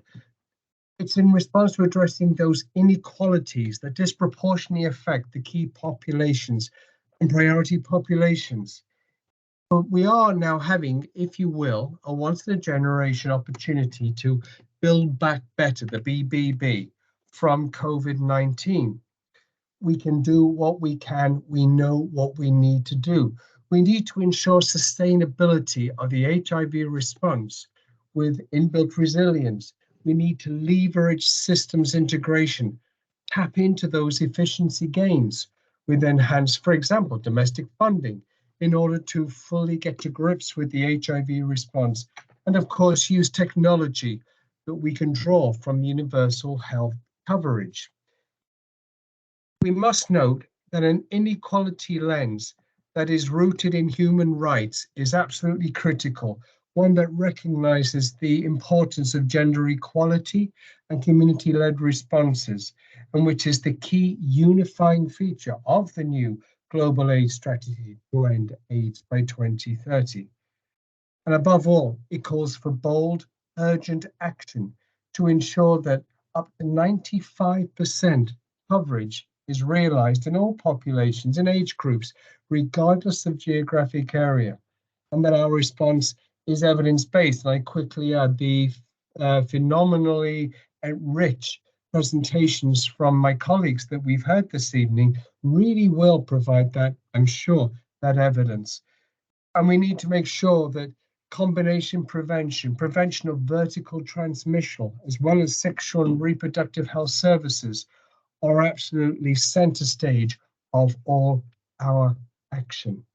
Next slide, please. So, resilience building. We have a number of strategies that have been shown to work. And quite, to put it bluntly, it's not rocket science, and we know what works. More often than not, it's the science of common sense, but so often this is ignored. We're going to quickly run through some of these. The first is addressing structural barriers to meet needs. Addressing structural barriers, as WFP and its very good work, gives families the tools, if you will, to overcome many potential as well as realistic vulnerabilities, economic and livelihood strengthening opportunities. Now, one good example is the work that WFP and UNAIDS does in unison in Eswatini. There we build resilience amongst people living with HIV, providing the tools and the means to overcome many of the perceived potential vulnerabilities. Now, these could relate to economic opportunities, livelihood strengthening, such as saving and lending groups, to promote an economically stable household, and provide caregivers with a social group for psychosocial support. Again, in Eswatini, WFP is partnering with us on a livelihood strengthening initiative targeting key populations affected by HIV. Key populations are those groups so often on the margins of society, hidden and disempowered. And these are the ones, through a rights-based approach and inequalities lens, that we must target with our activities. And the resilience work that we've been hearing of from our partner agencies this evening is excellent, and it does show us how and in which ways we can reach those hard to reach populations. Next slide, please.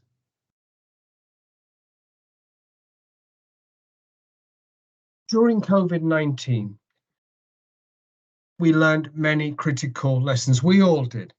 Programming, policy, strategy. Now, for us, it was leveraging of the HIV infrastructure and workforce, which helped to mitigate what might have been, we feel, a far worse situation. We drew extensively here and globally, if you will, on the HIV infrastructure. Now, I think it's fair to say there is renewed efforts to ensure that our health systems are capable of being stretched and expanded to reach those in need in times of emergencies or displacements and emerging pandemics. We also would like to point out the government's need to also invest in financial and critically in human resource capacity. We saw how these were shortages, there were shortages of nurses, of medical staff, of community health workers in many of the contexts during COVID-19. We learned the lessons. We now need to respond. Without a healthy community, talk of resilience is wasteful. Next slide, please.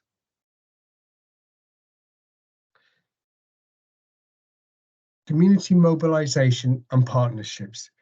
Leveraging partnerships and building financial capacity is critical in access to unaffordable technologies and to support underfinanced public systems for health, as well as to ensure the sustainability of inclusive, equitable, rights-based responses, with special attention on collaboration.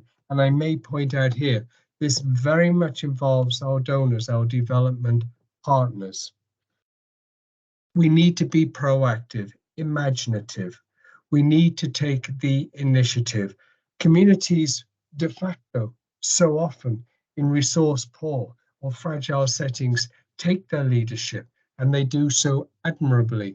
It is us to understand the nuances of the preparation and response and help to mobilize any gaps, any resources that are still required. Next slide, please.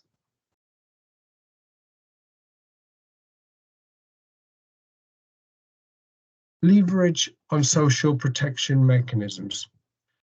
Robust, people-centered social protection, of course, has a key role to play in reducing the so-called intersecting inequalities that can slow progress towards ending AIDS and enhancing overall well-being, and particularly human dignity, so often undermined given the stigma and discrimination still associated, sadly, with an HIV infection. Social protection, we point out, reduces vulnerability. It systematically removes barriers to service utilization, as well as improving health, well-being, quality of life, and enables food security and nutrition, as well as social inclusion, especially of those groups on the margins. All people living with and affected by HIV have an equal right to social protection, which must be mandated in national policy, legal, and programmatic frameworks. For example, these can include access to universal health services, to social safety net transfers, or insurance and pension benefits, and other state-facilitated systems that are available to the general population. Countries, though, sadly, are failing to ensure ready access to the social protection that people living with and vulnerable to HIV are so urgently in need of. Next slide, please. Reaching our conclusions, I'll read this verbatim. Whereas all situations are unique, as well we know working in the resilience space, we though nevertheless can draw on global experience and through contextualized action, deliver on best practice We need not work in a vacuum. We need not adopt a siloed approach. Yes, we have to understand the specific nuances of each situation as we seek to build resilience.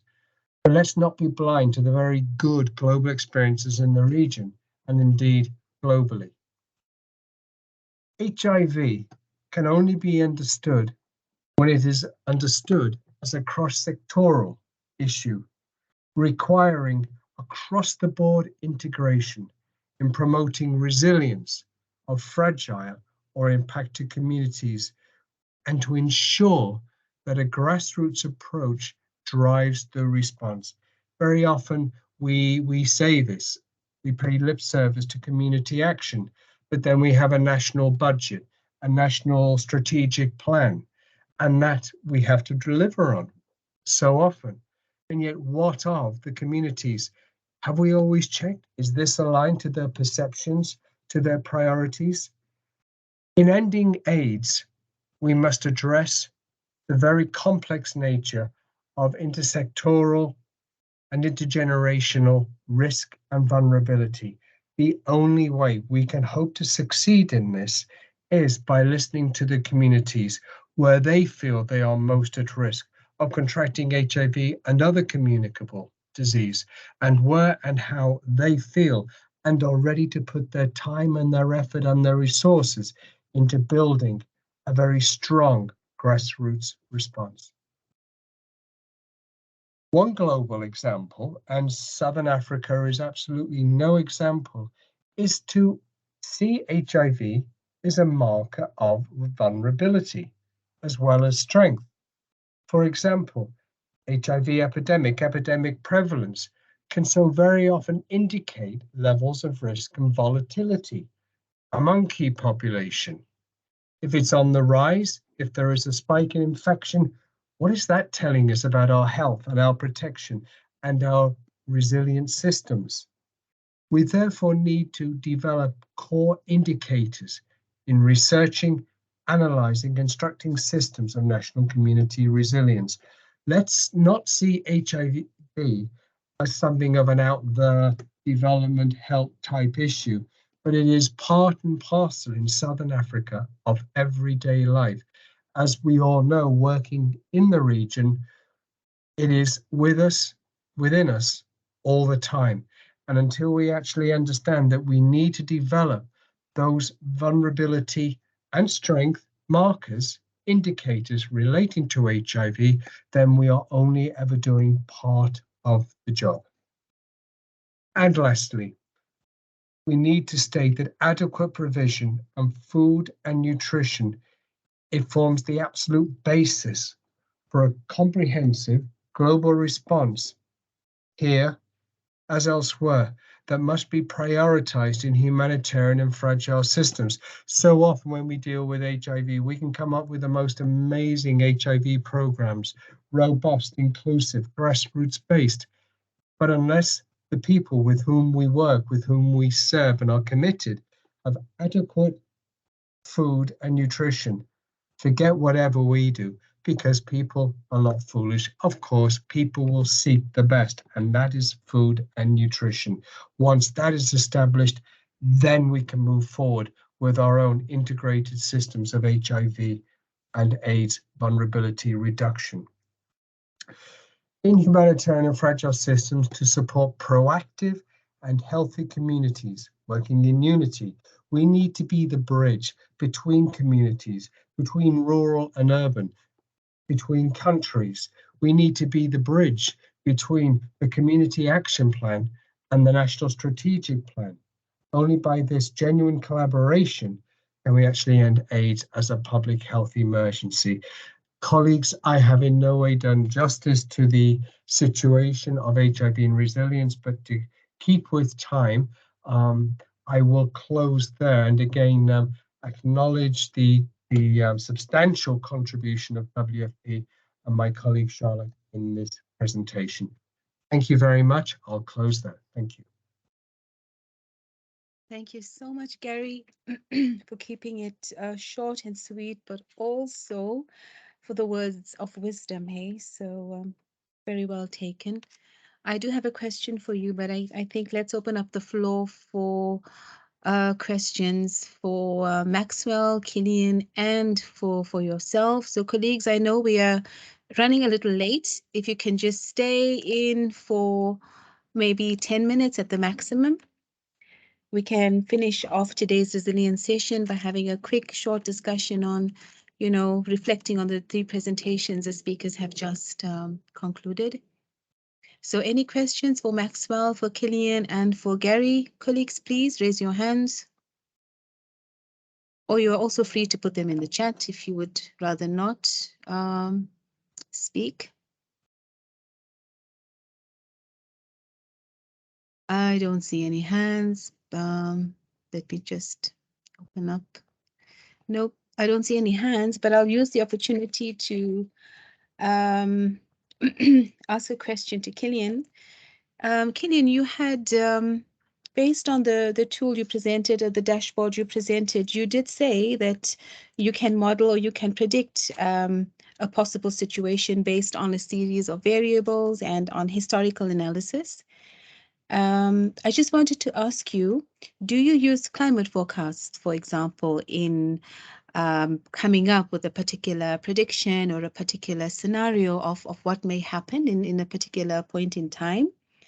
And does the tool also tell you, you know, when is the right time to intervene?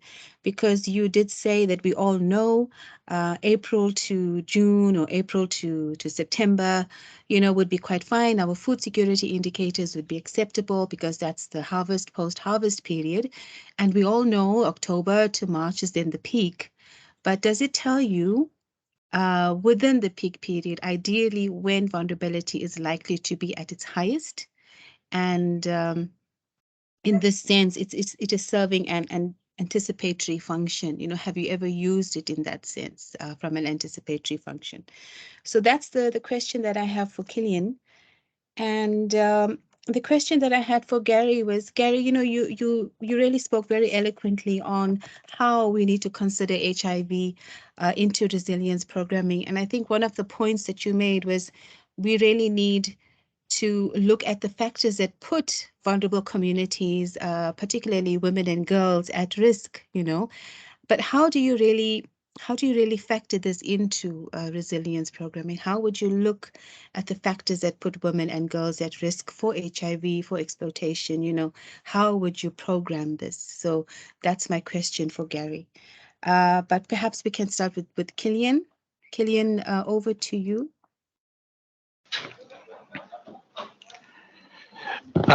Yeah, thank you, Q. Yeah, that's a good question. So the system is built to be able to make some predictions in terms of how some of the well-being outcomes you are tracking will behave.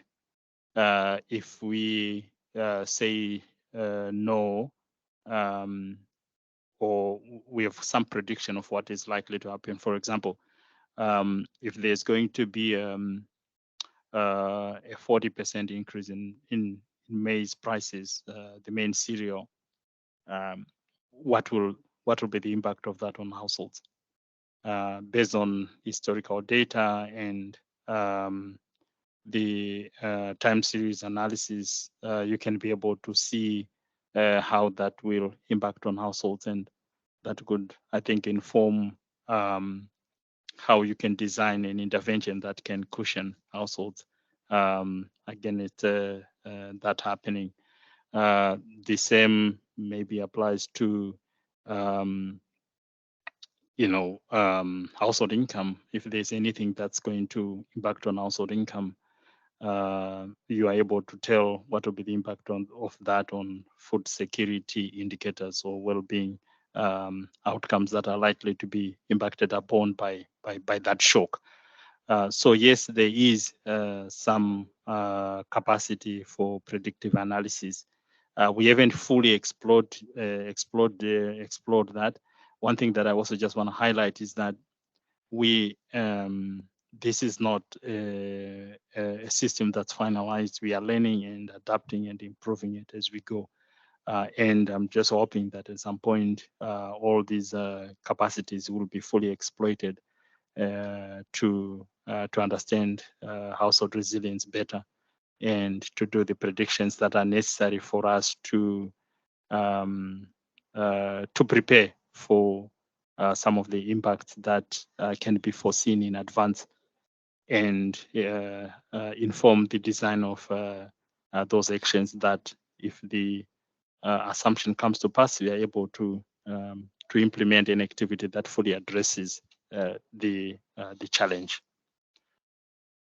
So it's still work in progress, Q, but already we see the potential for that based on the analysis that we can do.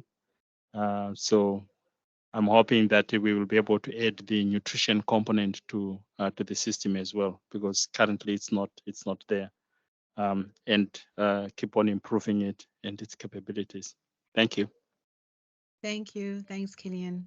Just to echo that it's really an amazing system and has so many uses. So when you share the link, I will definitely go through it. I'm sure, like everybody else on this call, to want to see, you know, how we can use it and how it can inform our interventions and our analysis in the region as well. Thank you for that. I did see Virginia's hand. I'm not sure if she still wants to ask a question, or was it a mistake? Hi, I actually just put my question in the chat box, but maybe it's quicker to ask. I wanted to understand if, Killian, there were any plans to expand this really fantastic dashboard beyond Malawi or into any of the other countries in the region. And then I was also curious if you had any examples of how the monitoring has been used for adaptive management so far. So if there's any individual examples of having collected the data and then made changes to the programs as they're being implemented. Thank you. Q, maybe I can quickly take that. So the RFM is for Malawi, and I think there are no plans to roll it to other countries, but I think it's something that is shared.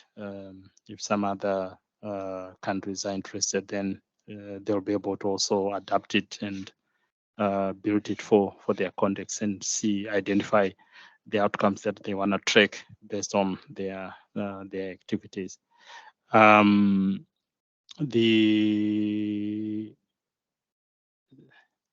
was a second dimension to your question, Virginia, right? Yes, I'm sorry if you already covered it in your presentation, but I was curious if you had an example of how the dashboard has been used for adaptive management. Okay, just one example is on the nutrition cash transfers that we are providing, that were tweaked, knowing very well that prices had gone up, particularly for nutritious foods. So we had to change that, looking at household incomes and the likely impact of price inflation on nutritious foods, and adjusted that accordingly. So there's a I think the other dimension to this is that it becomes much more exciting if there are more partners that are using it as well, and using this information to really inform what they are trying to do. Then we'll have a lot more examples. That's why we are really trying to see if it can be publicly available. There can be a data sharing agreement with partners that have interest, so that the data is really put to full use and the system is stretched. That way we will be able to really get the most out of it and be able to improve it, and cite lots of examples where some adaptations are being made based on this. Thank you so much, Killian. I think you've answered Virginia's questions very well. And thank you for reminding us it's for Malawi. It's just quite exciting to see this tool is for Malawi, and I hope at some point you would have funds and a means to scale it up to other countries in the region. I believe it has a huge potential. Thank you. So there are no questions, colleagues. I don't see anything else. No comments for any of our last 3 speakers. May I quickly ask you if there's any AOB? Does anybody have any other business that you would like to quickly share?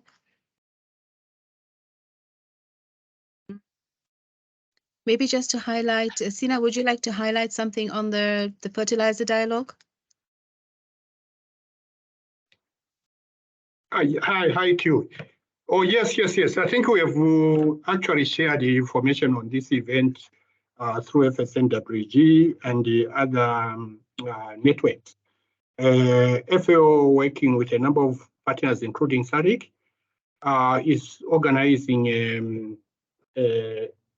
a meeting or a dialogue in Eswatini from 4 to 6 October to look at approaches or proven approaches, if I can put it, practical approaches to mitigate the impact of the war in Ukraine, right? The Ukraine-Russia war on access of fertilizers by smallholder farmers, particularly vulnerable.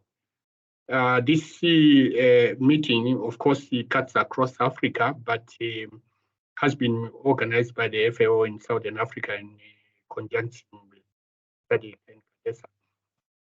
So I think those that are able to attend virtually at this stage, I suppose, because I think the physical slots are probably close to full, or if they are not full already, can be able to follow and contribute accordingly.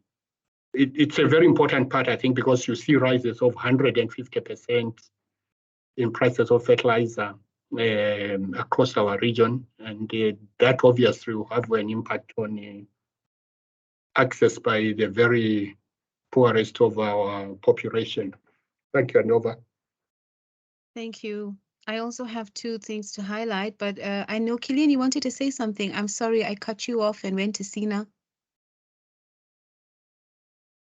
Did you have an AOB, Kilian? No, yeah, I just wanted to say that if people are interested, once the dashboard is up and running, then we can invite James from CRS to make a presentation to just really demonstrate the capacity of the tool. What I just shared is just, a very small component of what the tool can do. So Okay. if there's a plan for another session on resilience, particularly just looking at some of the actual measurements being done, moving away from the conceptual side of things to the practical ways in which people are trying to measure and some of the issues that they are grappling with. It's not easy. We could invite James from CRS to come and make a presentation on that, including some of the challenges that they are facing in operationalizing this system. Thank you.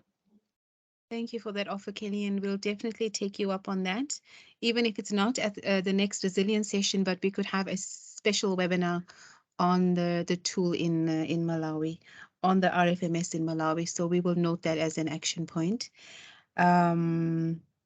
So, colleagues, I just wanted to quickly let you know that we have some good news. Firstly, our FNSWG website is going to go live. So we finally have a website where we're going to be putting up all our bulletins, all the publications that you would like to share with partners through this platform. Please send it through to Stella. And then she will administer the site and she will upload all necessary information, whether you have any news and events, bulletins, alerts, anything you would like to share, please use this website. Selam is going to share with you the link for the website through an email. But huge congratulations are also due to Selam. So thank you, Selam, and well done, Selam, for having us achieved this vision or this dream for the FNSWG, which has been on the cards for quite a few years. Thank you, and I'm clapping, so I'm sure you've heard that. The next announcement is for the retreat. We all know that, well, we've been discussing the FNSWG retreat, which is planned to be a physical in-person event in Johannesburg in November. We haven't really set a date, but we will send out a quick survey so you can, choose the date that would be most appropriate for you.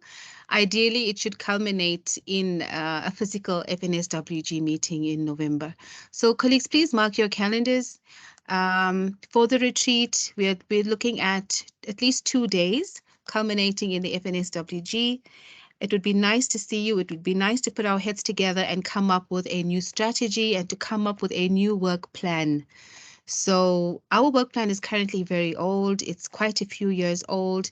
And we need to redefine how we approach food security, how we approach nutrition and resilience, which is our third pillar in the work plan, which we yet have to define and understand where we are going, by pulling in the nuggets from the different presentations that we've heard over the years through the different resilience sessions. We will be sending out a communication on that one. But on this note, I just want to say thank you. It's been an excellent meeting, very productive. Thank you to all the presenters for spending time putting together the presentation and for delivering it and for the great work. We'll see you at the RIASCO, and if not then, at the next meeting. Thank you and have a great day. Goodbye. Thank you, everyone. Thank you. Goodbye. Bye. Thank you, Q. Bye-bye. Thank you, everyone. Bye. Yes, indeed. Thank you.